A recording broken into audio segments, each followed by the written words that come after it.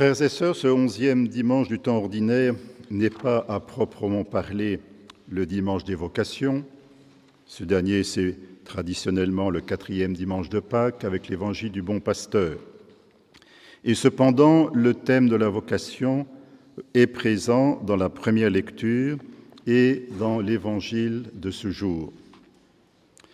La première lecture est tirée du chapitre 19 du livre de l'Exode. Le Seigneur a fait sortir les Hébreux d'Égypte, leur a fait franchir la mer Rouge, et les voilà parvenus au pied du mont Sinaï. Maintenant donc, déclare le Seigneur à Moïse, si vous écoutez ma voix et gardez mon alliance, vous serez mon domaine particulier parmi tous les peuples, car toute la terre m'appartient. Mais vous serez pour moi un royaume de prêtres, une nation sainte.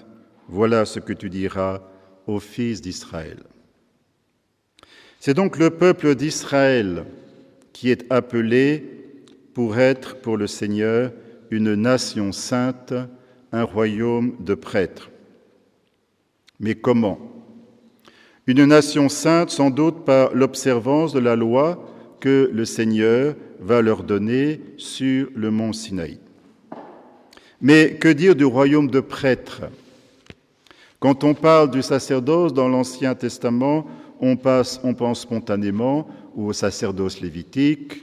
Le Seigneur a établi Aaron, frère de Moïse, et ses fils pour qu'ils servent comme prêtres, pour lui offrir des sacrifices.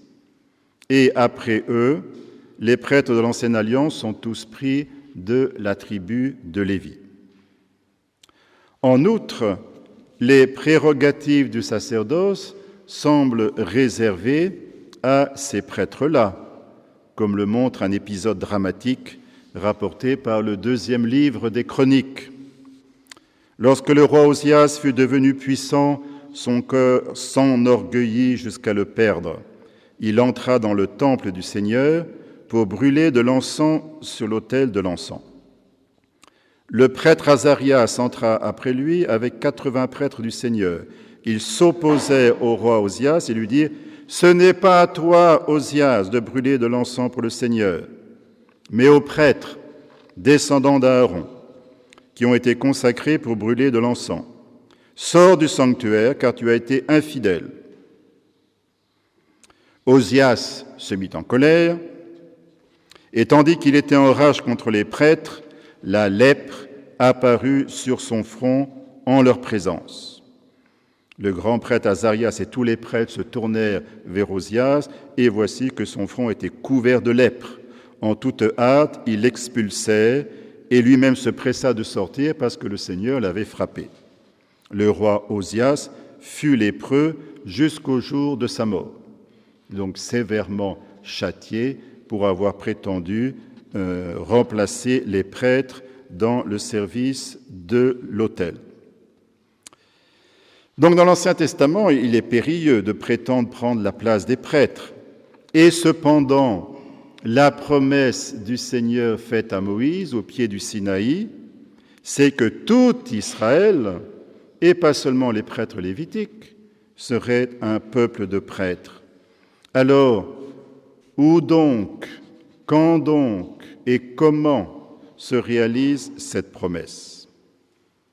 Eh bien, cette promesse, elle est rappelée par Isaïe au chapitre 61 de son livre. Vous serez appelés prêtres du Seigneur, on vous dira servants de notre Dieu. Et il se trouve que cet oracle est immédiatement précédé par un oracle messianique bien connu. L'Esprit du Seigneur est sur moi parce que le Seigneur m'a consacré par l'onction. Il m'a envoyé annoncer la bonne nouvelle aux humbles, etc. C'est ce que nous avons entendu lors du chant d'entrée, dont le choix a été particulièrement judicieux. Et nous savons que le Seigneur Jésus s'est appliqué cet oracle messianique lors de son discours à la synagogue de Nazareth. Cette parole de l'Écriture que vous venez d'entendre, donc l'oracle d'Isaïe, l'Esprit du Seigneur est sur moi, c'est aujourd'hui qu'elle s'accomplit.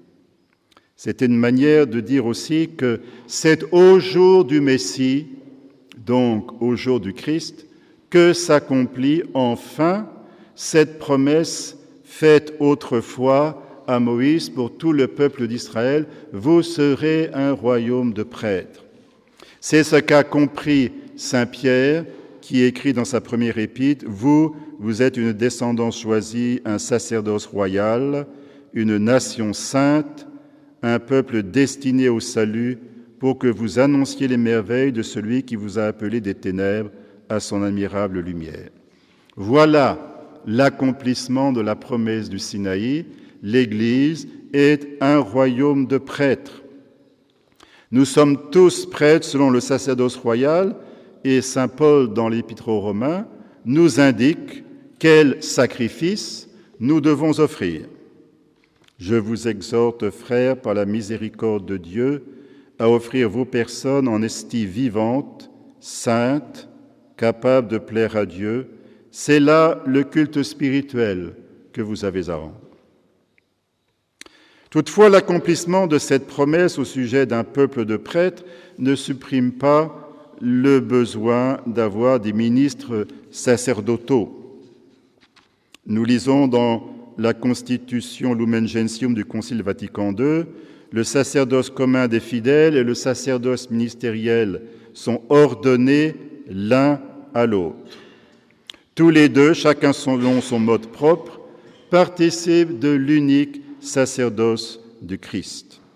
Celui qui a reçu le sacerdoce ministériel jouit d'un pouvoir sacré pour former et conduire le peuple sacerdotal, pour faire dans le rôle du Christ le sacrifice eucharistique et l'offrir à Dieu au nom du peuple tout entier. Les fidèles, eux, de par le sacerdoce royal, concourent à l'offrande de l'Eucharistie.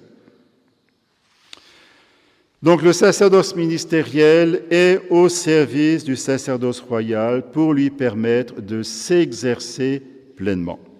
Donc, chers frères et sœurs laïcs, les prêtres sont vos serviteurs.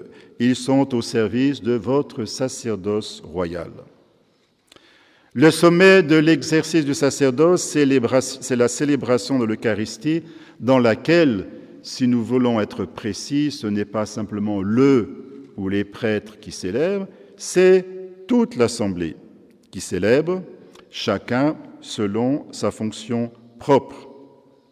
Et vous, les laïcs, vous concourez à l'offrande de l'Eucharistie par l'offrande de votre travail, de votre vie, de vos personnes mêmes. Et cette offrande est bien mise en lumière par le rite de l'offertoire, dans lequel le prêtre qui préside la célébration offre à Dieu le pain et le vin, fruits de la terre, de la vigne et du travail des hommes. L'Église a donc besoin de prêtres selon le sacerdoce ministériel pour former et conduire le peuple sacerdotal. Alors nous savons que les premières lectures des messes dominicales sont choisies en fonction de l'évangile du jour. Nous sommes donc invités à lier la première lecture avec l'évangile de ce dimanche, dans lequel Jésus déclare « La moisson est abondante, mais les ouvriers sont peu nombreux. Priez le maître de la moisson afin d'envoyer des ouvriers pour sa moisson. » J'aimerais d'abord faire remarquer que c'est là l'une des très rares occurrences dans les évangiles où Jésus qui précise qu'il faut prier pour quelque chose de spécifique. Certes, le Nouveau Testament ne manque pas d'exhortation à la prière. Par exemple, Luc 18, il faut prier sans cesse, sans jamais se lasser. Mais rares sont les endroits où Jésus nous dit il faut prier pour ceci. Exemple, prier pour ne pas entrer en tentation. Et aujourd'hui, nous avons cette prière spécifique, prier le maître de la moisson afin qu'il envoie des ouvriers à sa moisson. Les ouvriers sont peu nombreux, comme le remarque Jésus, et certes, à l'époque de la vie apostolique de Jésus. Les apôtres étaient une douzaine, un peu plus si on y ajoute les 70 disciples mentionnés par saint Luc.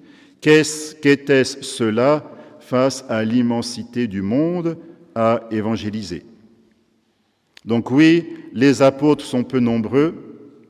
Et dans notre pays, si la diminution des vocations sacerdotales est déjà un petit peu ancienne, elle commence en gros après la fin de la Deuxième Guerre mondiale, elle est devenue particulièrement sensible depuis une cinquantaine d'années et ne semble pas devoir s'arrêter à vue humaine, tout au moins. Alors les causes en sont multiples, mais je voudrais quand même suggérer l'une d'entre elles. Peut-être que pendant trop longtemps, nous avons considéré qu'avoir de nombreuses vocations, eh bien, cela allait de soi, sans comprendre que nous avions une responsabilité à cet égard. Je me souviens d'un maire d'un village de France qui était mécontent que son village ne soit plus une paroisse autonome et avec un curé résidant sur place, comme cela avait été le cas pendant longtemps. Oui, manque de prêtres, et bien malheureusement, ce village ne pouvait plus avoir un curé résident sur place. Alors, le maire écrivit une lettre assez sèche à l'évêque en lui disant « Mais monseigneur, c'est votre responsabilité, c'est votre boulot d'assigner un curé là dans mon village. »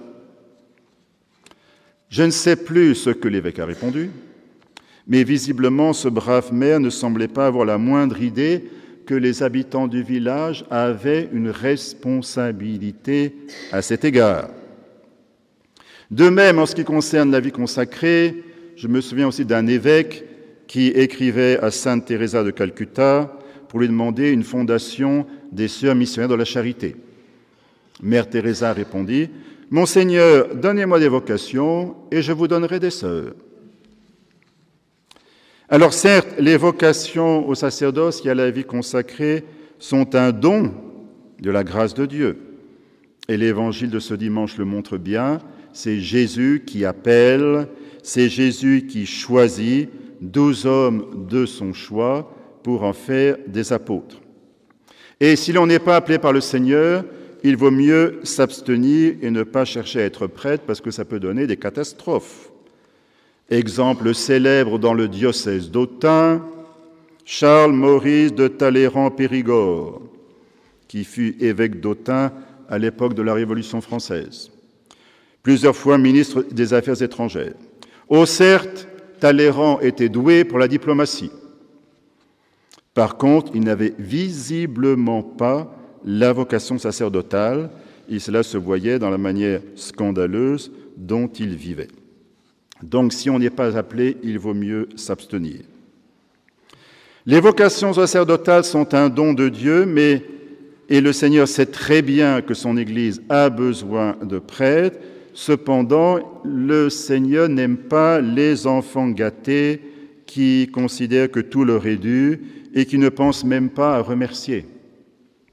Avons-nous suffisamment remercié le Seigneur d'avoir suscité tant de vocations dans notre pays, dans notre diocèse, dans la famille Saint-Jean?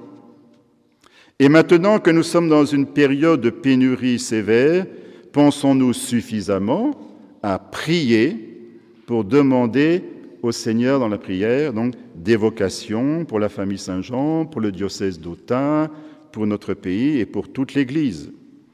Alors l'évangile de ce dimanche nous dit que nous devons le faire, frères et sœurs.